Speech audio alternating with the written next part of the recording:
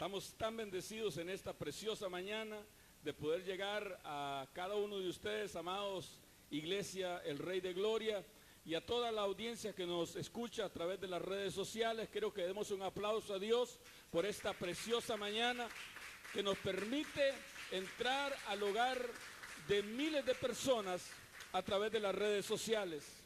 Una vez más, esta mañana vamos a retomar el tema sobre descubre tu verdadera identidad. ¿Cómo se llama el tema? Descubre tu verdadera identidad. Y la semana pasada les decía que identidad es el conjunto de características propias de cada persona que hace que esa persona sea distinta del resto de la sociedad. Y cuando lo miramos desde la persona, identidad es el concepto que tiene una persona sobre sí misma en relación con las personas que le rodean. Y yo les decía la semana pasada que a veces hay una falsa identidad. Diga conmigo, falsa identidad. Cuando yo no estoy operando en mi verdadera identidad, entonces hay una falsa identidad. Y miramos tres hombres de Dios. Número uno, el rey David, que Dios le dio la oportunidad de casarse con una princesa, pero él decía, ¿quién soy yo? Y sabes, hay veces Dios tiene algo nuevo para mí, bueno para mí, Dios tiene un buen trabajo para mí, y la cuestionamiento que yo hago es, ¿quién soy yo? Dios tiene una buena esposa para mí. No puede ser que esa me esté viendo. ¿Aló? Porque no puedo creerlo. A veces vienen y me abren una buena oportunidad, pero por causa de la falsa identidad. La otra cosa que le mostré al otro hombre que le mostré fue a Gedeón.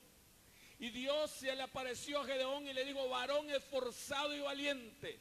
Y Gedeón decía, yo soy el menor de la casa de mi padre, la casa de mi padre es la más pequeña en Manasés, y Manasés es la tribu más pequeña de Israel. Pero aunque nosotros nos miremos pequeños, Dios decía, varón esforzado y valiente. Y el otro que miramos fue a Moisés.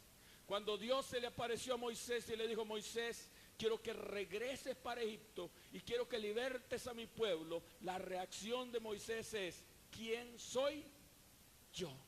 Y vimos que a Moisés le pasaba algo curioso, porque un día miró y vio que un egipcio golpeaba a un hebreo. Y lo que él estaba mirando en afuera era lo que realmente él estaba viviendo dentro de él. Porque él tenía dos personalidades, o dos identidades. Había nacido de padres hebreos, pero había sido criado como egipcio. Y el egipcio golpeaba al hebreo para que el hebreo no se levantara. Usted tiene también esa lucha muchas veces dentro de usted, entre la falsa identidad y la correcta identidad. Y hay una lucha, y sabes que una de las cosas que el enemigo hace es que acentúa nuestros defectos y nos golpea y nos hiere. ¿Para qué? Para que el Hijo de Dios, para que el hombre que Dios tiene para cosas grandes no pueda surgir y no pueda levantarse. ¿Está conmigo todavía? Entonces empezamos a mirar eso. Ahora yo quiero por un momento llevarle a esta verdad de la palabra. Abra su Biblia conmigo en el libro de Lucas capítulo 15.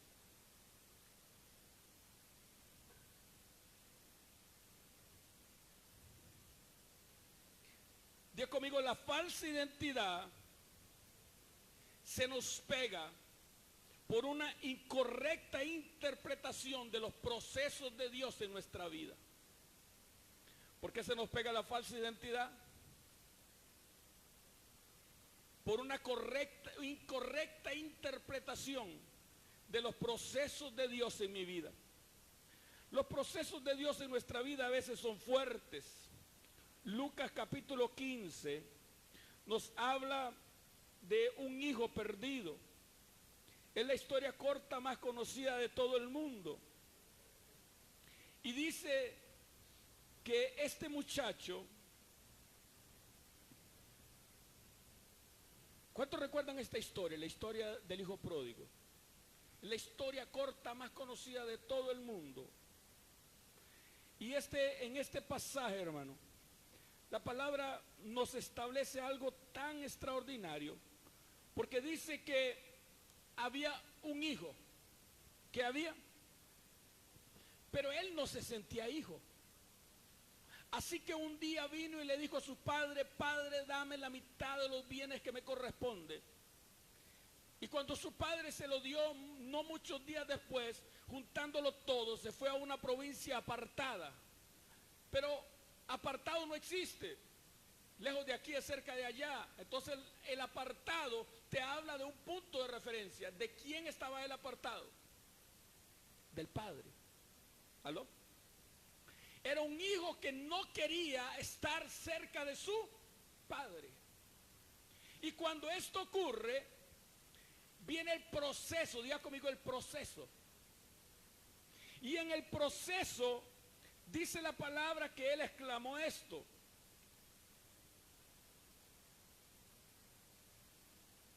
y volviendo en sí, este es Lucas 15, verso 17. Lucas 15, verso 17. Y volviendo en sí dijo: ¿cuántos jornaleros en casa de mi padre tienen abundancia de pan? Y yo aquí perezco ¿de qué? De hambre. Me levantaré e iré a mi padre y le diré: Padre, he pecado contra el cielo y contra ti. No soy digno de ser llamado tu hijo. Hazme como uno de tus jornaleros. El proceso lo había llevado a él a pensar como jornalero en vez de pensar como hijo. Y la condición de él se había reducido y había pasado de hijo a anhelar, aunque sea, ser un jornalero de su padre. Pero yo quiero que usted vea. Y levantándose, vino a su padre, y cuando aún estaba lejos, lo vio su padre y fue movido a misericordia y corrió y se echó sobre su cuello y le besó. Y él le dijo: Padre, he pecado contra el cielo y contra ti, ya no soy digno de ser llamado tu hijo. Pero mira que no pronunció: hazme como uno de tus jornaleros, porque el padre lo interrumpió. Pero el padre dijo a sus siervos: sacad el mejor vestido y vestidle, y poned anillo en su mano y calzado en sus pies, y traed el becerro gordo y matadlo, y comamos y hagamos fiesta. Mira, quiero mostrarte esto. El proceso que este muchacho vive golpea su vida en lo más profundo que un ser humano puede ser golpeado, que es en el honor, o sea, en la dignidad. Y él decía: no soy digno. ¿Qué es lo que él decía? Ahora, el proceso había golpeado su condición, pero no su posición. Otra vez se lo voy a decir: el proceso había golpeado su condición. Él consideraba que no era digno, pero jamás su posición, porque nunca el padre tuvo en el corazón degradarlo para que fuera jornalero. Nunca estuvo en el corazón del padre, eso solamente estuvo en el corazón del hijo. Y usted tiene que entender que a veces en los procesos que vivimos no es el corazón del padre que se golpea, sino es nuestro corazón. Y entonces la identidad se golpea en el proceso por una incorrecta interpretación de los hechos. Pues nunca estuvo en el corazón del padre degradar a su hijo.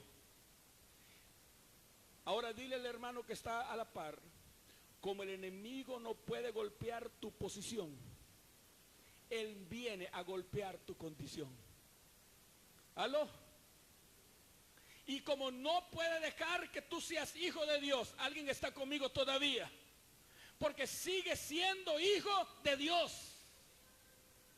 Y yo no sé si usted se ha dado cuenta de esto, pero el libro de Job dice, y vinieron los hijos de Dios a presentarse delante de Jehová, entre los cuales venía también Satanás. Dios no niega a sus hijos, aunque se hayan convertido en diablos. ¿Aló? Y a veces nosotros empezamos a caminar por esta vida y decimos, no soy digno de ser llamado hijo de Dios. Y hay gente que deja de caminar y deja de avanzar porque el enemigo le mete en su corazón un día y otro también. No soy digno de ser llamado su hijo. ¿Están conmigo? Ahora, también la semana pasada, estoy recapitulando y afirmando algunas cosas. Algunas de las cosas que miramos es, diga conmigo, la verdadera identidad aparece al descubrir o al responder la pregunta, ¿quién soy yo? ¿Cuándo aparece? Al responder la pregunta, ¿quién soy yo? ¿Quién soy yo es identidad? Número 2, esto lo miramos la semana pasada, la verdadera identidad viene de imagen, porque la palabra imagen es Slem, que significa réplica de algo. ¿Qué significa?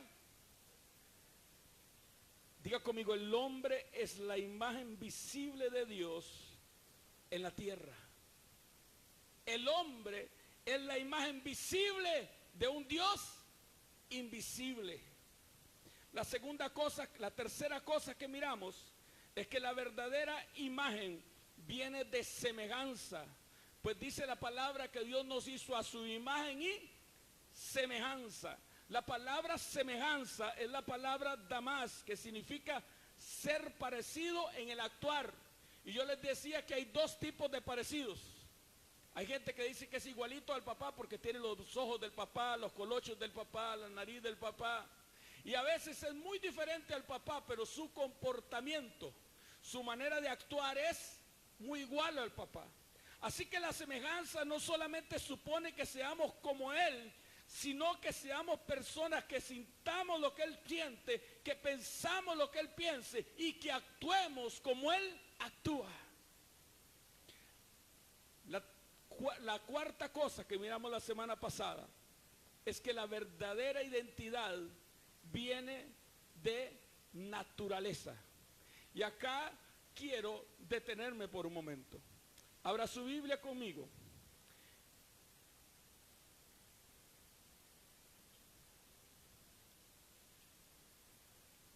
En el libro de Génesis, capítulo 1 y verso 12.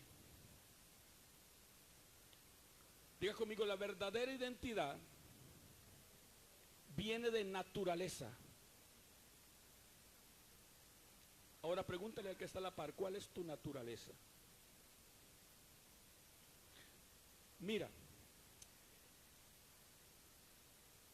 Génesis capítulo 1 verso 12 dice, produjo pues la tierra hierba verde, hierba que da semillas según su naturaleza. Otra vez, hierba que da semillas según, pues nuestra semilla, lo que hay dentro de nosotros, ¿dónde está la semilla? Dentro. Y esa semilla es conforme a la naturaleza. Entonces, una de las cosas que caracteriza el buscar la identidad es quién es mi padre. Y el deseo de saber quién es mi padre. Quizá de repente usted que ha crecido con su papá, esas cosas nunca pasaron por su cabeza. Pero yo estoy casado con una mujer que hasta los 28 años de su vida no sabía quién era su padre. Y una de las preguntas recurrentes de mi amada esposa es, ¿quién es mi padre? Y a veces estaba feliz, hermano, y a veces amanecía triste. ¿Quién es mi padre? Entonces, usted se dará cuenta en la palabra que hay una pregunta extraordinaria Primer libro de Samuel, capítulo 10 y verso 12.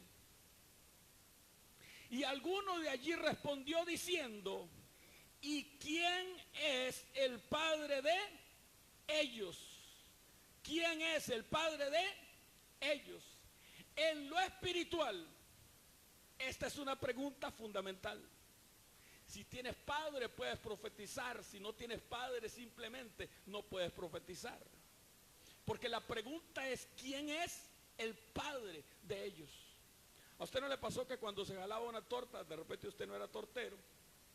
Eso tortero viene del griego portarse mal. Y entonces lo que preguntaba la gente es: ¿quién es el papá de ese carajillo? Carajillo viene del griego niño, ¿verdad? ¿Aló? ¿Quién es el papá? Así que esto de naturaleza va profundo, porque tiene que ver con ADN. En el ADN, usted se va a encontrar que los seres humanos vienen de dos tipos de padres. Vamos a ver, primer libro de Juan. No el evangelio, sino la carta. Primer libro de Juan, capítulo 3 y verso 10. En esto se manifiestan los hijos de Dios y los hijos del diablo. Todo aquel que hace justicia y que no ama a su hermano no es de Dios. Y si no es de Dios, ¿de quién es? Y entonces te das cuenta que la naturaleza humana se va a caracterizar por dos cosas. ¿Aló? O eres hijo de Dios o eres hijo del diablo. Está fuerte, ¿verdad la cosa? Porque acá la palabra lo dice, yo no me lo estoy inventando. Todo en esto se manifiesta: los hijos de Dios y los hijos del diablo. ¿En qué? En la práctica de la justicia y en el amor hacia los hermanos. Ahora, déjeme por un momento introducirme en esta verdad acerca de tu identidad para que usted pueda comprenderme. La Biblia me enseña que estas dos naturalezas se manifiestan de la siguiente manera. Primer libro de Corintios, primera carta, a los Corintios, capítulo 15 y verso 45. Póngale cuidado a este versículo. Así también está escrito: fue el primer hombre, Adán, alma viviente, y el postrer Adán, espíritu vivificante. Fue el primer hombre, ¿cómo se llamaba? Adán. ¿Y cómo se llamaba el postrer Adán? Cristo. Y el primer Adán es un alma viviente. Y el postrer Adán es un espíritu vivificante. Mira, aunque todos puedan pensar: pero pastor, yo soy hijo de Dios, porque somos creación de Dios. Y eso está bien. Pero la Biblia me empieza a enseñar que el primer hombre, el primer Adán, era gobernado por su alma. El primer Adán era gobernado por su alma. Diga conmigo: yo soy un espíritu, tengo un alma y habito en un cuerpo. Pero a nosotros nos han hecho creer lo contrario. Y a nosotros en la universidad nos han dicho: usted es una persona. Y la persona se supone que es un alma que gobierna un cuerpo y que el mundo espiritual no existe. ¿Está conmigo? Y eso modifica todo. Ahora vea, usted se va a dar cuenta que hay posiciones completamente distintas entre alma viviente y espíritu vivificante. Vea, el primer Adán fue creado, diga conmigo, creado. ¿Qué es una creación? Algo que yo formo del barro. ¿Aló? Fue formado del barro y Dios sopló en él aliento de vida, por eso es alma viviente. Pero el postrer Adán no es creado, sino engendrado. Abra su Biblia conmigo. Libro de San Juan. Capítulo 1. Verso 12. Mas a todos los que le recibieron. ¿Cuántos aquí han recibido a Jesús? Mas a todos los que le recibieron, número 2, a los que creen en su nombre, les dio la potestad de ser hechos ¿qué? Hijos de Dios, los cuales no son engendrados de sangre, ni de voluntad de carne, ni de varón, sino de Dios. Sino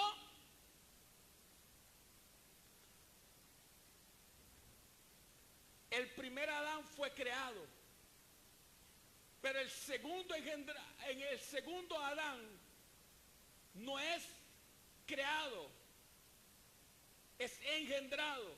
Y los hijos del primer Adán son alma viviente, pero los hijos del postrer Adán son espíritu vivificante. ¿Por qué? Mira, a veces uno le pregunta a la iglesia, ¿cuántos aquí son adoptados? Y todos levantan la mano. Por una incorrecta interpretación de Dios. Porque no solamente recibimos el espíritu de adopción, sino que yo tengo los genes del Padre, porque yo fui engendrado por el Espíritu Santo de Dios. ¿Alguien está conmigo todavía? No solamente soy creación de Dios, fui engendrado por Él. Y los hijos del diablo no fueron engendrados. ¿Alguien está conmigo? Ahora déjeme ir por un momento más. Vea lo que dice Primera de Corintios. Vuelva, por favor, al primer libro de Corintios, capítulo 15, verso 47. Dice así: el primer hombre es de la tierra, o sea, terrenal. ¿Cómo conoce usted a una persona que es alma viviente? Toda su vida la vive en este mundo, está arraigado a este mundo, todo tiene que ver con este mundo. El primer hombre es de la tierra, terrenal. El segundo hombre, que es el Señor, es del cielo. Y ahí empieza el asunto. ¿Usted es ciudadano del cielo o usted es ciudadano costarricense? Porque cuando usted es costarricense, usted tiene la cultura costarricense. Pero cuando usted es ciudadano del cielo, usted tiene la cultura del cielo. Y ahí empieza el asunto. La salvación es un evento, la conversión es un proceso. Otra vez más, la conversión es un suceso, pero, hermano amado, perdón, la salvación es un suceso, pero la conversión es un proceso. Somos transformados de gloria en gloria, conforme a la imagen de aquel que nos engendró. Siga leyendo conmigo. Así como hemos traído la imagen del terrenal, traeremos también la imagen del... ¿A usted no le hace raro que a usted a veces le parece que usted tiene la imagen de Adán, pero no tiene la imagen de Jesús? Pero la Biblia dice que como tenemos la imagen del terrenal, o sea, la condición de pecado, también tenemos la imagen del celestial. Siga leyendo. ¿Cuál el terrenal? Tales los terrenales. ¿Y cuál el celestial? Tales los celestiales. Entonces la pregunta para ustedes, ¿terrenal o celestial? Así como hemos traído la imagen del terrenal, traeremos también la imagen del celestial. Así que usted tiene que preocuparse por algo. Usted no solamente tiene que tener la imagen de Adán, sino que también tiene que tener la imagen del celestial. Hay gente que se queda ahí y dice, pastor, pero espérate, ¿cómo que yo no soy hijo de Dios y yo soy creación de Dios? Si usted es creación de Dios. Todos somos creación de Dios, pero por eso la Biblia nos habla de dos nacimientos. Espérate, ya voy a llegar ahí. Diga conmigo, uno es creado, el otro engendrado. Uno es terrenal, el otro celestial. Uno se da por nacimiento, el otro porque es injertado. Yo quiero que usted considere este versículo. Quizá esto le sirva a usted y le pase las mismas mías. Cuando yo entendí esto, hermano, mi vida empezó a cambiar.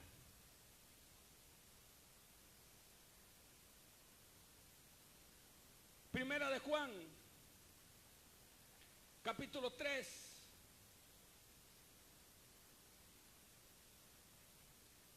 verso 5.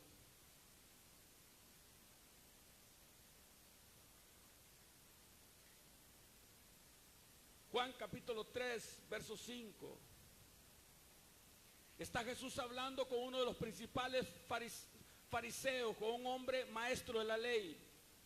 Y Jesús le respondió diciendo, de cierto te digo, el que no naciere del agua y del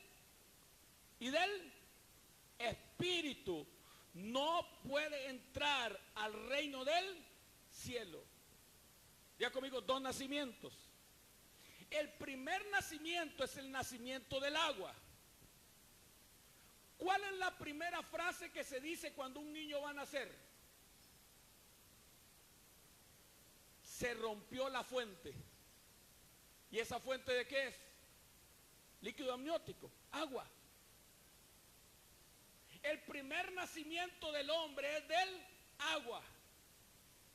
Pero hay un segundo nacimiento que es el nacimiento del Espíritu.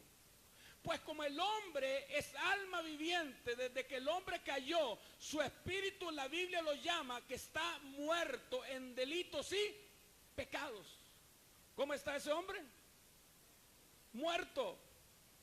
Y entonces, usted se da cuenta, amado hermano, vea este pasaje, Romanos capítulo 11.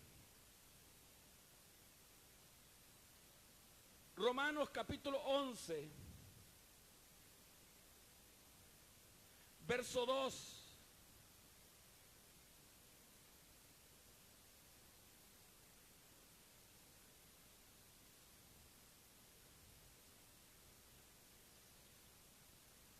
Verso 24, perdón.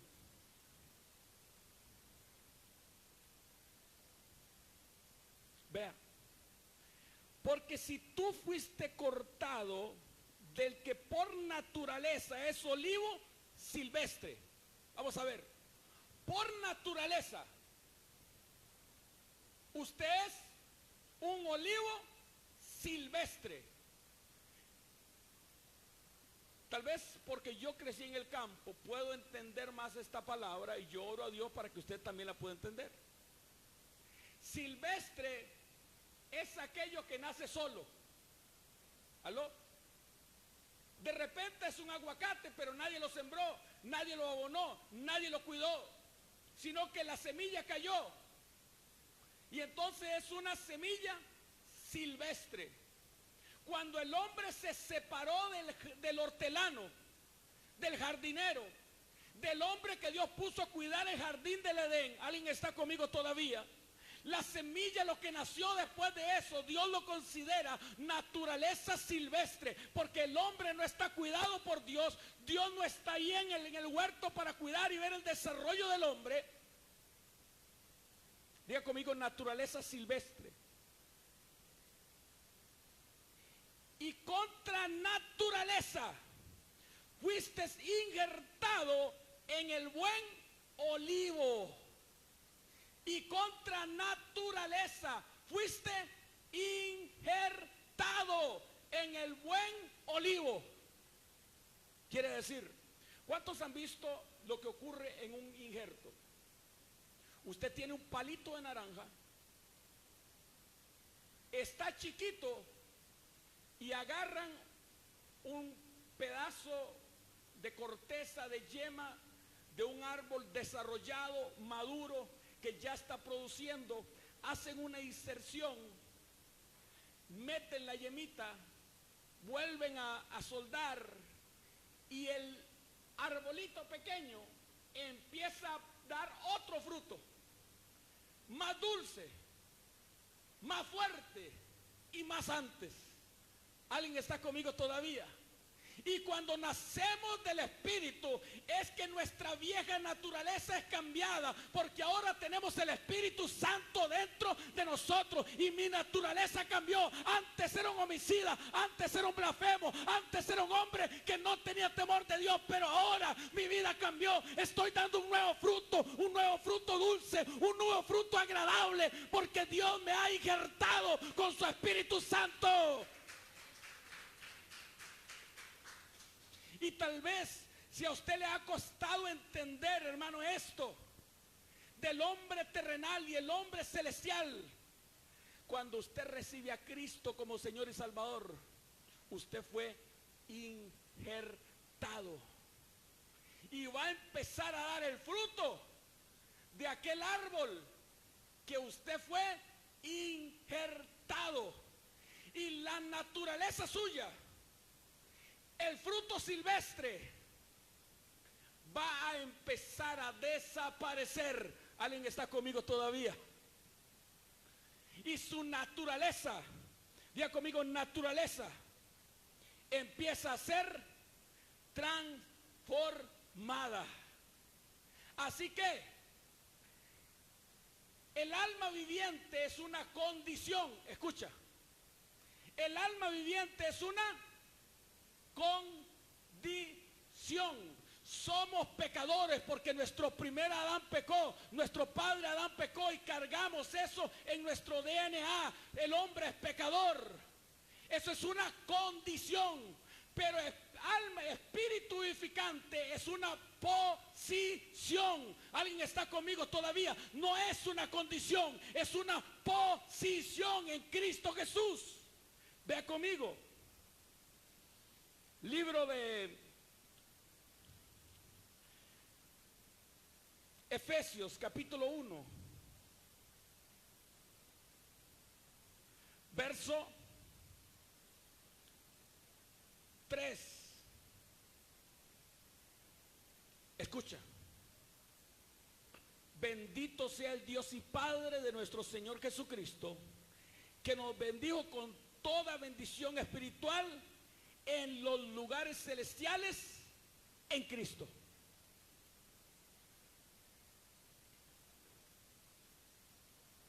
Aquí está la historia. En condición, un alma viviente está sobre la tierra, pero en posición, un espíritu vivificante está en Cristo, sentado en lugares celestiales, gobernando juntamente con Cristo. Uno es una condición, el otro es una posición. Ahora, ¿cuál es el problema del cristiano? Que lo gobierna más la condición que la posición. Y volvemos al ejemplo que les puse del hijo pródigo. La condición le hacía: yo no soy digno de ser llamado hijo. Y porque él consideraba que no era digno de ser llamado hijo, entonces permanecía en la posilga alimentando cerdos. ¿Alguien está conmigo todavía? Pero cuando él entendió que no era la condición lo que determinaba su naturaleza, sino su posición, porque él era hijo de Dios, fue a la casa de su padre y le fue restituido su calzado, le fue restituido su vestido, le fue restituido su autoridad, le fue presentado, preparado un becerro gordo para ese día, porque lo que determina mi vida no es mi condición, sino mi posición en Cristo Jesús. Ahora dile al hermano que está a la par, cambia tu mentalidad. Puedes sentirte mal, puedes pensar que estás pasando un momento difícil, puedes pensar que estás pasando un momento de crisis. Esa es la condición, pero hay una posición. Estoy sentado con Cristo en lugares celestiales. ¿Alguien está conmigo todavía? Entonces, si a usted le hacemos un examen de ADN, ¿qué sale? ¿Alma viviente o espíritu vivificante? ¿Alguien está conmigo todavía?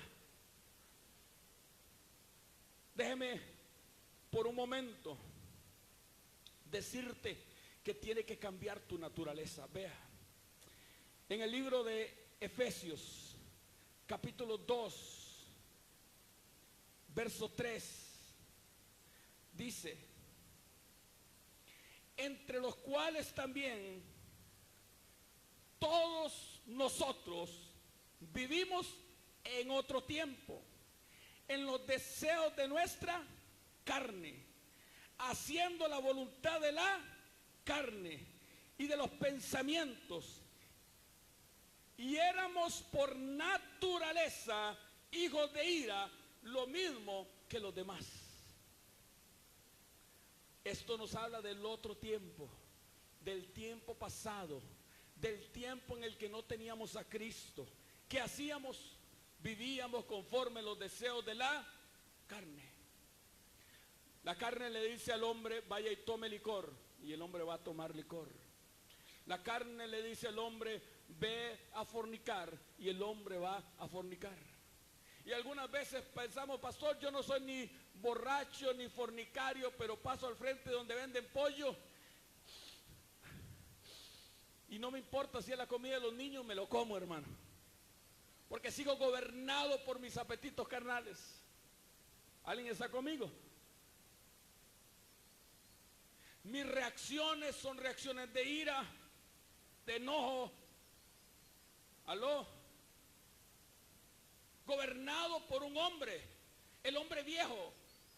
Pero mira lo que dice la palabra: pero Dios, que es rico en misericordia por su amor con que nos amó, aun estando nosotros muertos en pecados, nos dio vida juntamente con Cristo. ¿Nos dio qué? Vida. Es decir, fuimos injertados. Fuimos injertados. Ahora, yo quiero por un momento hablarte de la naturaleza divina que está dentro de ti. ¿Dónde está la naturaleza divina? Ahora, usted tiene que cambiar algo en su manera de pensar, porque mira, a veces la forma como adoramos y la forma como nos expresamos es algo como que viene de afuera. Pero Jesús dijo: de su interior correrán ríos ¿de qué? Usted recordará que cuando el hombre escuchó la voz de Dios que se paseaba en el medio del huerto, tuvo miedo. Pero ¿por qué el hombre tuvo miedo a escuchar la voz que se paseaba en el huerto? Porque por primera vez la voz no estaba dentro de él. Dios se había salido de él. Ahora Dios estaba fuera de él. Y a veces queremos escuchar a Dios y decimos: Señor,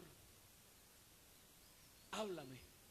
Y si usted escucha fuera de Dios, aló, si usted escucha a alguien, a Dios fuera de usted, eso significa que Dios se salió de usted, porque es dentro. ¿Alguien está conmigo? Dentro de mí. Por eso usted mirará que el ministerio profético es el único que pasa del Antiguo Testamento al Nuevo Testamento con una diferencia. En el Antiguo Pacto, el profeta te hablaba de algo que tú ni tenías idea. Es decir, se le aparece Samuel a Saúl y Saúl andaba buscando las burras que se le habían perdido. Y le dices, vas a ser rey. Y el hombre, pero ¿cómo? Si yo solamente sé cuidar mulas. Pero en el nuevo pacto, lo que el profeta me dice, el Espíritu Santo ya me lo ha hablado. Entonces el profeta solamente puede confirmar lo que ya el Espíritu Santo me ha dicho. Un día de esto me decía una mujer, pastor, es que a mí me profetizaron que este es que mi pastor, pero el Espíritu Santo no le había hablado a ella. Y eso se llama manipulación, porque el Espíritu Santo que le va a hablar a un hombre ya está dentro de la persona y ya el Espíritu Santo le ha hablado. Por lo tanto, lo único que podemos hacer es confirmar lo que el Espíritu Santo ya habló, porque el Espíritu Santo está dentro de la persona. Ya no es el antiguo pacto que el Espíritu de Dios venía sobre David, venía sobre Sansón. No, ahora es Dios en nosotros. ¿Está conmigo todavía? Entonces mira, déjame hablarte de la naturaleza divina que está dentro de ti. Primera de Pedro, primera carta a Pedro, segunda carta de Pedro, capítulo 1, verso 4.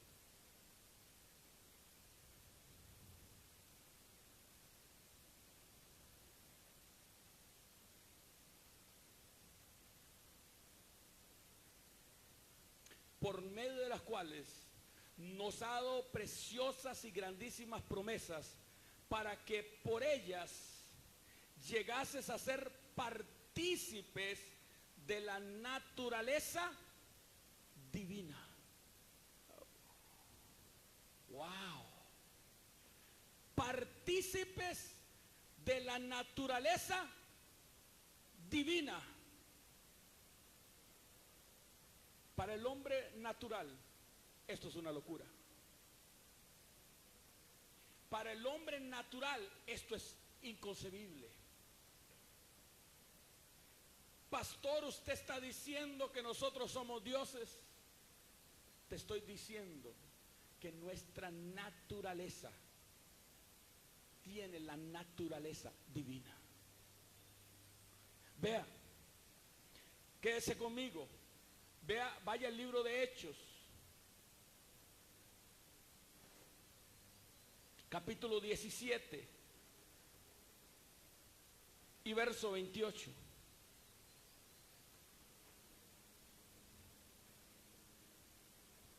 Escuche lo que dice Pablo en Atenas, predicándole a los griegos. Porque en Él vivimos y nos movemos y somos. En Él vivimos, nos movemos y somos, como algunos de vuestros poetas también han dicho, porque el linaje suyo somos. ¿Cuál era la locura de los griegos? Que Ateneo era hijo de este, que eran hijos de Apolos, que eran hijos de este. Y Pablo toma eso y le dice, porque linaje suyo somos. Pero vea la afirmación del 29. Siendo pues linaje de Dios. Siendo pues linaje de Dios. No debemos pensar que la divinidad sea semejante a oro, a plata, a piedras, a escultura de arte o a imaginación de hombre. ¿Qué es lo que está rebatiendo Pablo? ¿Cómo puedes usted adorar un caballo? ¿Cómo pueden ustedes adorar un perro? ¿Cómo pueden adorar un cocodrilo? Si la imagen de Dios usted la lleva por dentro. La naturaleza de Dios usted la lleva por dentro. La semejanza de Dios usted la lleva por dentro. Alguien está conmigo todavía y puede alabar al Rey de Reyes y Señor de Señores y entender que somos linaje de Dios.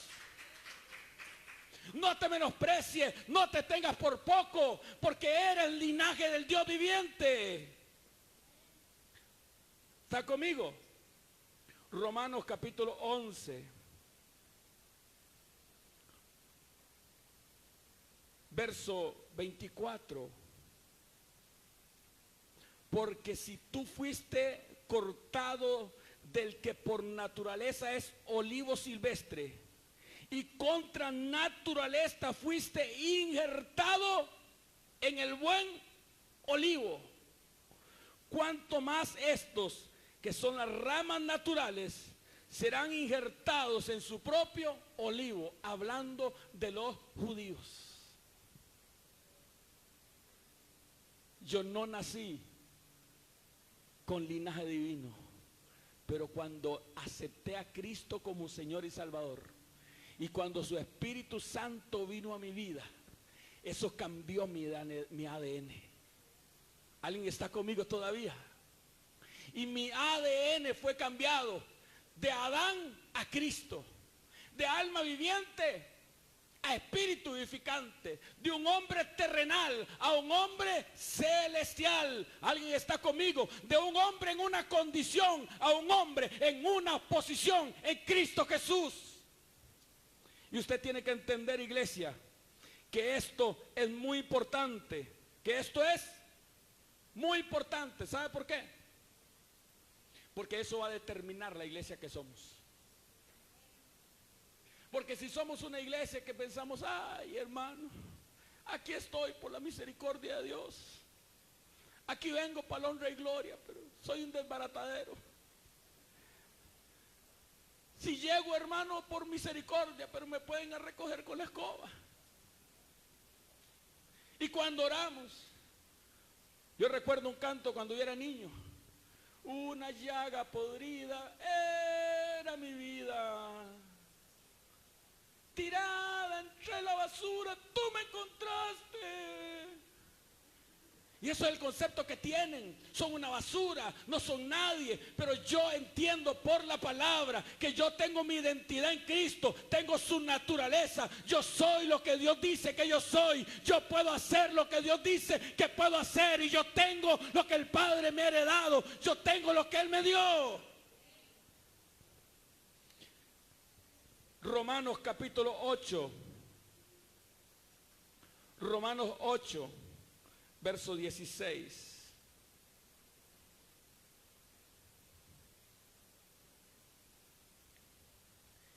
El Espíritu mismo da testimonio a nuestro espíritu. ¿De qué? Pastor, ¿de dónde usted saca que usted es hijo de Dios? ¿Aló? ¿Aló? El mismo Espíritu da testimonio a mi espíritu. ¿De qué? De que soy hijo de Dios. Hermano, ¿quiere cambiar su identidad? ¿Quiere tener su verdadera identidad? Véase como un hijo de Dios. Que su naturaleza es la naturaleza divina, porque fue injertada dentro de usted. Y entonces usted entiende por qué la gente que no conoce a Dios dice, yo no puedo perdonar, que perdone Dios. Pero como yo recibí el injerto de aquel que sí puede perdonar, yo también puedo perdonar. Como yo recibí el injerto de aquel que puede amar, yo también puedo amar. ¿Alguien está conmigo todavía?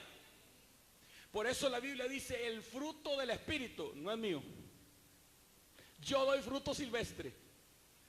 Pleitos, celos, iras, contienda, división.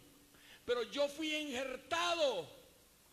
Entonces yo puedo dar el fruto del Espíritu, que es amor, gozo, paz, paciencia, benignidad, bondad, fe, mansedumbre, templanza, dominio propio. Por eso algunos tienen demonio propio y otros tenemos dominio propio. ¿Alguien está conmigo todavía? Número 5. Diga conmigo, la verdadera identidad viene de propósito. Ahora pregúntale al hermano que está a la par, ¿cuál es tu propósito? Vea, cuando Dios creó al hombre, volvamos al libro de Génesis, capítulo 1 y verso 26. Entonces Dios dijo, hagamos al hombre a nuestra imagen, conforme a nuestra semejanza, y señoree, y señoree, y señoree en los peces del mar, en las aves del cielo, en las bestias de la tierra, y en todo animal que se arrastra sobre la tierra. Y creó Dios al hombre, a su imagen lo creó, varón y hembra los creó. Y los bendijo Dios y les dijo, fructificad, multiplicad, llenad la tierra, sojúzguela y señoread sobre los peces del mar, sobre las aves del cielo y sobre toda bestia que se mueve en la tierra. Diga conmigo, el hombre fue creado para señorear. ¿Señorear sobre qué? Hay una regla de interpretación bíblica que se dice que se debe interpretar no solo lo que dice la palabra, sino también lo que no dice. Y Dios le dio al hombre autoridad sobre todo. ¿Sobre qué Dios no le dio autoridad al hombre? ¿Ah? Dios no le dio autoridad al hombre sobre otro hombre. ¿Aló? Dios no le dio autoridad al hombre de señorearse sobre otro hombre. Dios le dio autoridad sobre la naturaleza, pero no le dio autoridad sobre el otro hombre. Por eso, si usted quiere señorear sobre su esposa como cabeza, usted no puede hacerlo por la fuerza, sino que dice la palabra, primero ámela. Maridos, amad a vuestras esposas. Si quieres señorear sobre sus hijos, la Biblia dice, no provoques esa ira a vuestros hijos. Pero va buena la cosa. Hay quienes se enseñorean de la iglesia. Y en el libro de Pedro, Pedro nos instruye y dice a los pastores, pastorear la ley de Cristo, siendo un ejemplo para ella. Siendo un ejemplo, diga conmigo ejemplo. Cuidando de ella, no por fuerza, sino voluntariamente. No por ganancia deshonesta. Y no como teniendo señorío. Porque Dios no me manda a enseñorearme de la iglesia. Dios me manda a ser un ejemplo para la iglesia. ¿Alguien está conmigo todavía? Y usted ve que la Biblia dice a la iglesia, sujetaos a vuestros pastores. Nunca me dice que yo sujete a la iglesia. Porque si yo sujeto, el mecate está del lado mío. Pero si usted se sujeta, el mecate está del lado suyo. ¿Alguien está conmigo todavía? No que yo le diga a usted para dónde va, sino que usted me diga a mí para dónde va. ¿Alguien está conmigo todavía? Diga conmigo, Dios me creó para señorear. Y en el libro de Génesis, en el capítulo 2, verso 8, y Jehová Dios planteó un huerto en Edén, al oriente, y puso allí al hombre que había formado. Y puso allí al hombre que había formado. Puso, creado en el cielo, formado en la tierra, puesto en el Edén. Otra vez, creado en el cielo, formado en la tierra, puesto. Diga conmigo, puesto. Puesto es posición. Puesto es posición. No se refiere a un espacio físico, sino a una posición de dominio. Otra vez lo voy a decir. No se refiere a un espacio físico, sino a una posición de dominio. Cuando Dios puso al hombre en el Edén no es un lugar, es una dimensión espiritual, una posición de gobierno. ¿Desde dónde y únicamente se puede gobernar? Vamos a ver, usted recuerda que en el principio era el verbo y el verbo era con Dios y el verbo era Dios. Y el verbo no habitaba en lugar más que en sí mismo. No existía el cielo y no existía la tierra.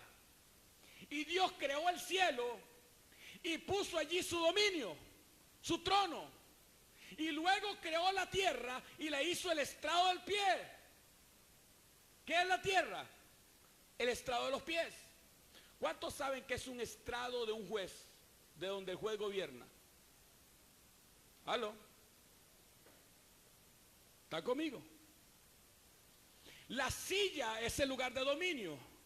Y ponen un banquito donde el juez pone sus pies.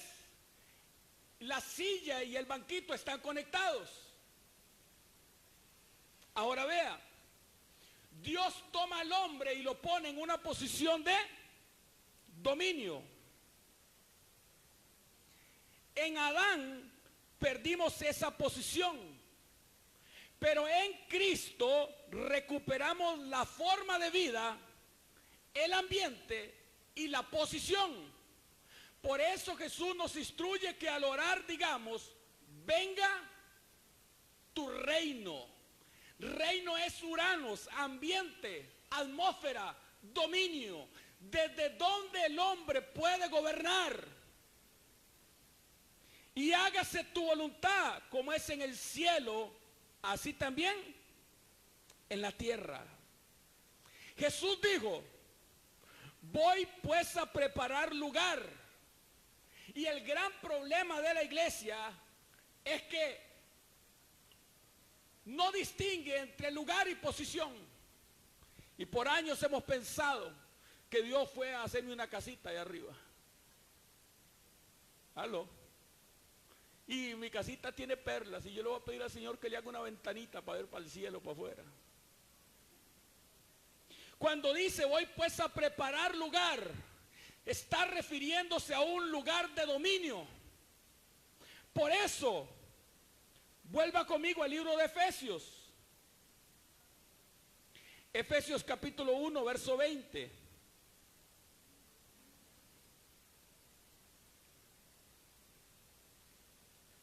Efesios 1, 20. Dice, el cual operó en Cristo Jesús, resucitándole de los muertos y sentándole a la diestra en lugares. ¿Y qué son los lugares celestiales? Una posición de gobierno, una posición de dominio. Cuando Cristo resucitó, no se fue a trabajar de albañil al cielo. Fue y se sentó en lugares celestiales, juntamente con el Padre. El Padre le dijo, siéntate a mi diestra, que ponga tus enemigos por estrado de tus pies. Capítulo 2, verso 6 de Efesios. Juntamente con él nos resucitó y asimismo nos hizo sentar en lugares celestiales con Cristo Jesús. Cristo se sentó en lugares celestiales y yo me senté con él en lugares celestiales. En condición no, en posición. Efesios capítulo 3, verso 10.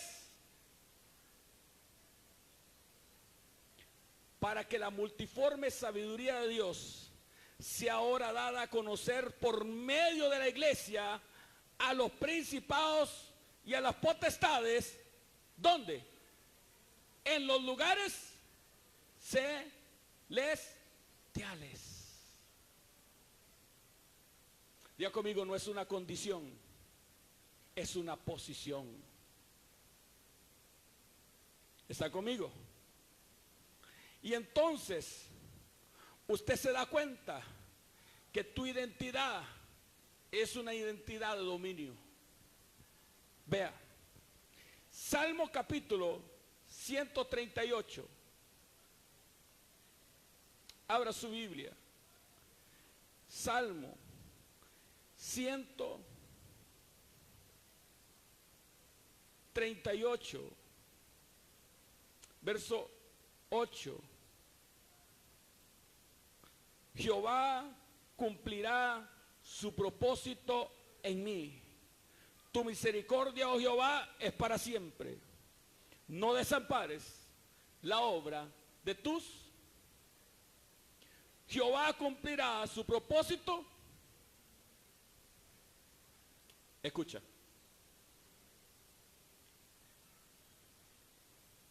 ¿Por qué el hijo pródigo tuvo un proceso? Porque él tenía que descubrir su verdadera identidad. Él era hijo. ¿Qué fue lo que descubrió en la posilga? Una posición. Escucha. ¿Por qué tengo deudas? Si yo no quiero deudas. ¿Por qué? Porque Dios quiere revelar cuál es tu posición y que tú puedes sojuzgar y gobernar sobre esas deudas.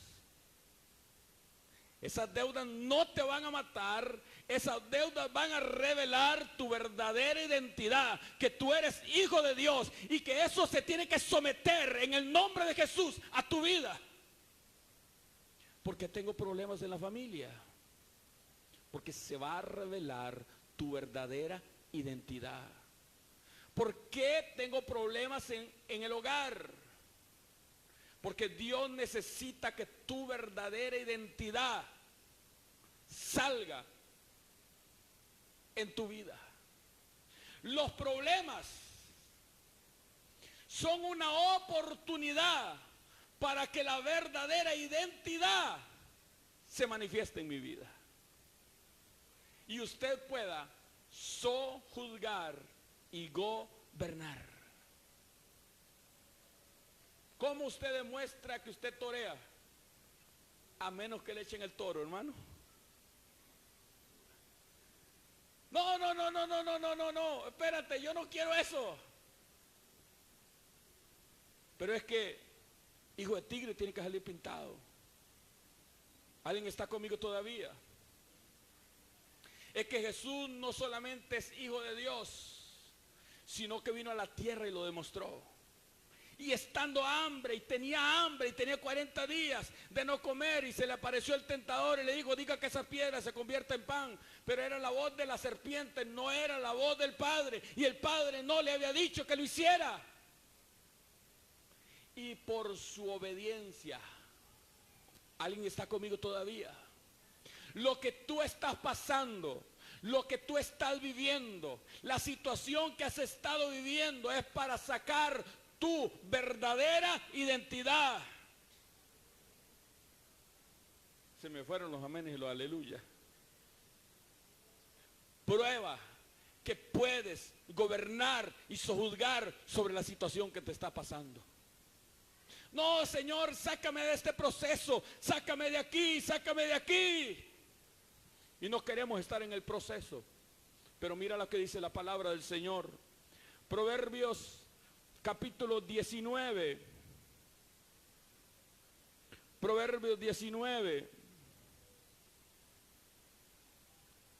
Verso 21.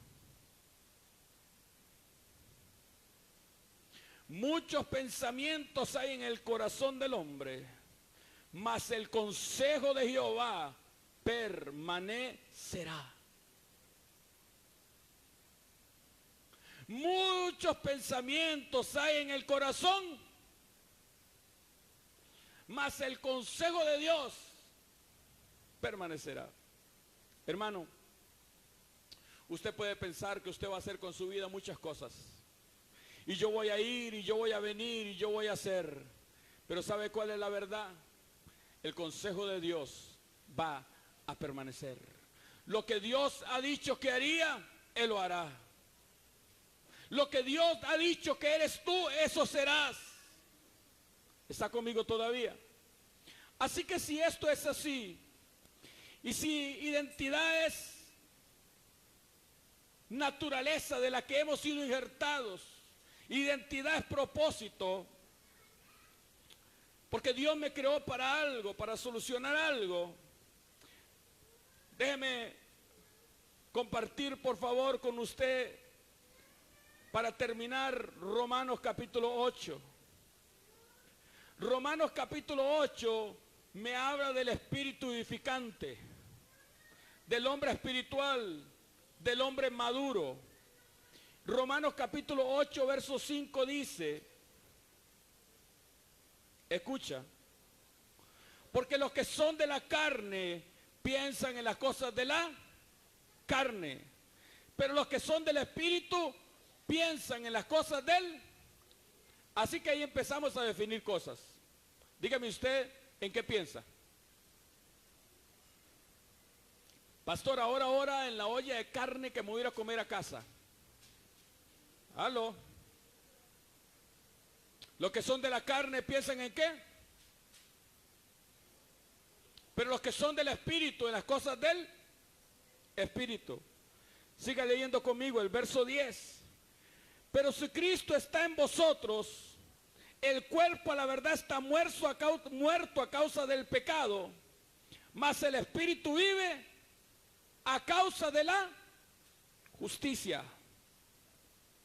El cuerpo muerto, pero el espíritu vive. Verso 11. Y si el espíritu de aquel que levantó de los muertos a Jesús mora en vosotros, el que levantó de los muertos a Cristo vivificará también vuestros cuerpos mortales por su espíritu que mora en vosotros. El Espíritu Santo viene a nuestro espíritu y nos da vida. Siga leyendo conmigo. Romanos capítulo 8, verso 16. El mismo Espíritu da testimonio a nuestro espíritu de que somos hijos de Dios. Y si hijos, también herederos. Hay una buena noticia de ser hijo. Herederos. Herederos de Dios y coherederos con Cristo. Si es que padecemos juntamente con Él, para que juntamente con Él seamos glorificados. Y ahora vea. Verso 19. Porque el anhelo ardiente de la creación es el aguardar la manifestación de los hijos de Dios. ¿Sabe cuál es el anhelo ardiente de la creación? Que usted se manifieste. Pero no como nos pasa eso, ¿verdad? Que reprendemos a alguien, a un espíritu, y que hay alguien vomitando y echando espumarajo por la boca. No. Que se manifieste un hijo de Dios. Que la naturaleza del hijo de Dios salga. Que deje de producir fruto silvestre y empiece a producir fruto de vida. Porque el anhelo ardiente de la creación es la manifestación de los hijos de Dios. El libro de Colosenses, capítulo 3, verso 1. Si pues habéis resucitado con Cristo, buscad las cosas de arriba donde está Cristo, sentado a la diestra de Dios. Poner la mira en las cosas de arriba y no en las de la tierra.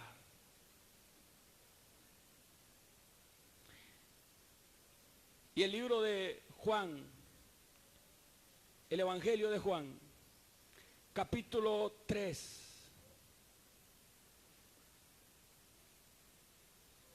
Y verso 1. Había un hombre de los fariseos que se llamaba Nicodemo, un principal entre los judíos, que vino a Jesús de noche y le dijo: Rabí, sabemos que has venido de Dios con nosotros, porque nadie puede hacer estas señales que tú haces si no está Dios con él. Y respondió Jesús y le dijo: de cierto te digo, que el que no naciere de nuevo no puede entrar en el reino de Dios. Yo oro a Dios para que a usted le haya quedado tan claro como a mí la necesidad de nacer de nuevo y de ser injertado. Porque cuando yo soy injertado por Jesús, yo puedo dar el fruto de Jesús. Y una vez usted injertado, hermano, aunque usted no quiera, usted va a dar fruto. ¿Alguien está conmigo todavía? Mira, en estos días tenemos acá a nuestra amada Liz.